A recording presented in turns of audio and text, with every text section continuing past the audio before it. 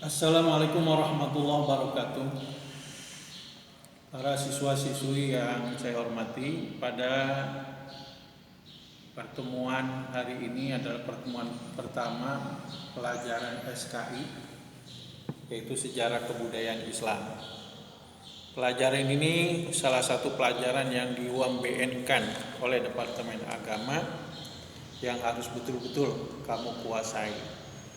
Dan menguasainya bukan saja di pelajaran kelas 12, tapi kelas 10, kelas 11 juga harus dipelajari kembali. Buku-bukunya jangan sampai hilang. Karena soal-soalnya itu diambil dari 3 buku tersebut. Buku kelas 10, kelas 11, dan kelas 12. Adapun pelajaran materi pada pagi hari ini adalah kita membahas tentang gerakan pembaharuan Islam dunia. Apa itu gerakan pembaruan? Pembaruan itu adalah modernisasi. Sekali lagi saya ulang. Jadi pembaruan itu lebih dikenal adalah modernisasi. Kata modernisasi sendiri lahir dari dunia barat. Dalam masyarakat barat, kata modernisasi itu mengandung pengertian atau mengandung makna pemikiran, aliran, gerakan, dan usaha untuk mengubah paham-paham seperti adat istiadat dan lain sebagainya. Adapun pembaruan Islam yang dimaksud adalah upaya untuk menyesuaikan paham keagamaan Islam dengan perkembangan yang ditimbulkan kemajuan ilmu pengetahuan dan teknologi modern. Itu tolong digaris bawahi. Adapun latar belakang munculnya gerakan pembaruan. Gerakan pembaruan ini muncul dilatar belakangi oleh 2 faktor. Yang pertama adalah faktor internal. Yang kedua adalah faktor eksternal. Apa itu yang dimaksud dengan faktor internal? Yang dimaksud dengan faktor internal itu adalah situasi dan kondisi yang terjadi pada umat Islam itu sendiri, atau yang terjadi di dalam umat Islam itu sendiri. Di antaranya yaitu pertama, adanya paham tauhid yang dianut kaum muslimin pada saat itu bercampur aduk dengan ajaran-ajaran dari luar atau dari barat yang menyimpang ajaran agama Islam. Yang kedua, terjadinya sifat jumud. Jumud artinya beku, artinya membuat umat Islam berhenti berpikir dan berusaha untuk memutuskan sesuatu. Dan yang ketiga, pada saat itu umat Islam dalam kondisi terpecah belah. Jadi selama umat Islam terpecah belah, maka umat Islam tidak akan mengalami kemajuan. Inilah 3 faktor inilah yang termasuk dalam faktor intern. Sehingga terjadilah atau muncullah gerakan pembaruan Islam. Adapun faktor ekstern, yaitu faktor yang terjadi adanya kontak antara umat Islam dengan dunia barat. Saya ulang, faktor ekstern adalah adanya kontak yang terjadi antara dunia Islam dengan dunia barat, sehingga umat Islam merasa ketinggalan dengan barat di bidang ilmu pengetahuan. Nah, 2 faktor inilah ekstern dan intern, sehingga muncullah gerakan yang dinamakan gerakan pembaharuan Islam. Anak-anakku sekalian, tolong dipahami, nanti dibaca kembali di rumah supaya lebih paham. Adapun tokoh-tokoh atau pemikir-pemikir gerakan pembaharuan Islam, diantaranya yang dikenal adalah Ibnu Taimiyah. Sebenarnya Ibnu Taimiyah ini adalah bukan seorang pelopor, tetapi seorang inspirator. Jadi semuanya pendiri pergerakan pembaruan Islam itu merujuk kepada pendapat Ibnu Taimiyah.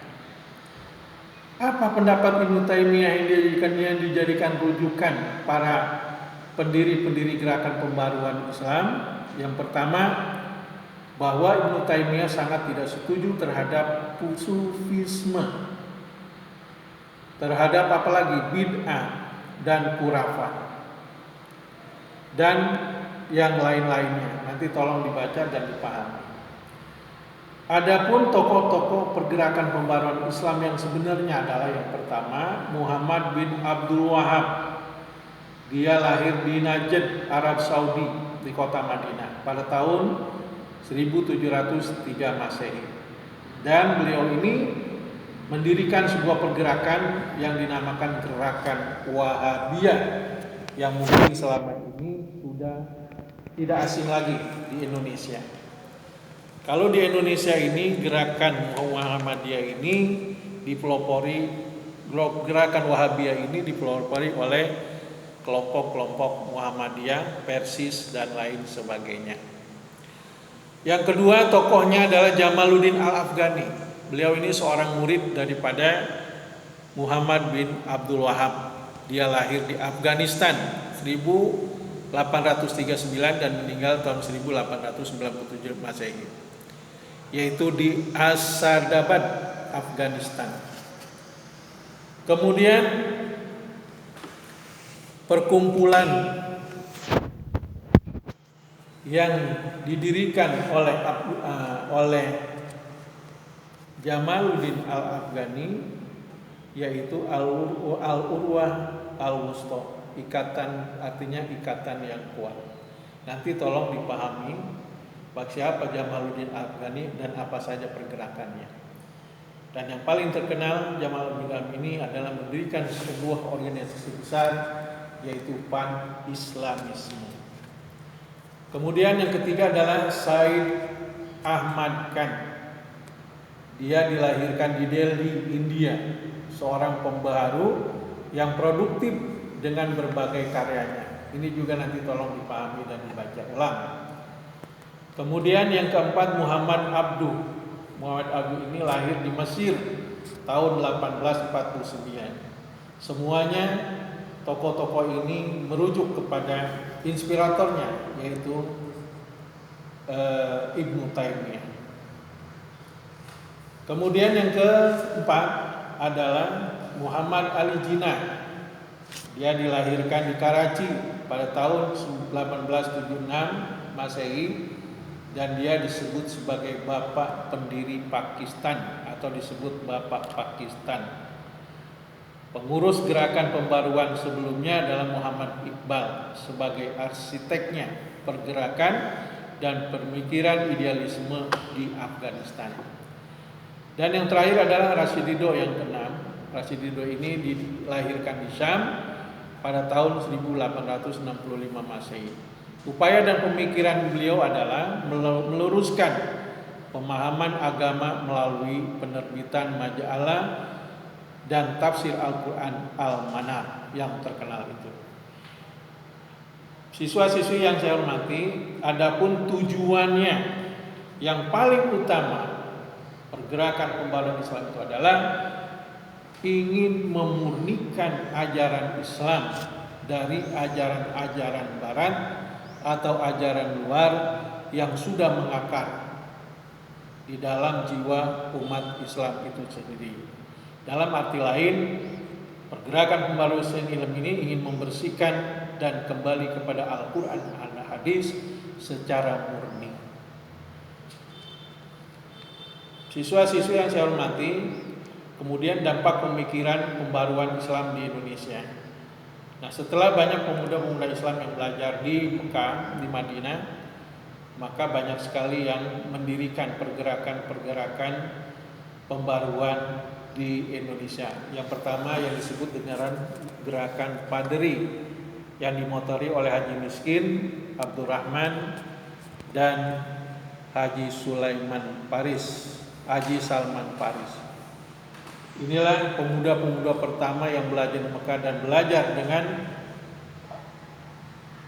Muhammad bin Abdul Wahab, sehingga mereka mengamalkan ilmunya di tanah air Indonesia yang disebut gerakan Padri.